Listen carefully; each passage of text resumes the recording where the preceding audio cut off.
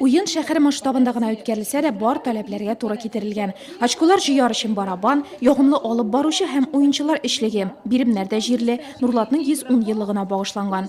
История Нурлата мне знакома. Нурлат тарихы миңа таныш һәм якын дип әйтер идем. Чөнки мин шәһәрнең 2нче мәктәбендә тарих укытучысы булып эшләдем һәм туган якны өйрәнү музеен җитәкләдем. Шуңа да бүгенге чара күңелемдә ис калдырыр дип уйлыйм. Аның темасы шулай сайлануына мин бик шат.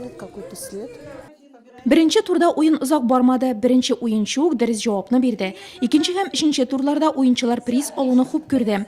Чемодан эченнән берәүләргә 10 йомырка, икенчеләрне алма чыкты. Финалны узган Гөлшат Сәпханкулова супер уенны да үтеп, абсолют җиңүче дип табылды.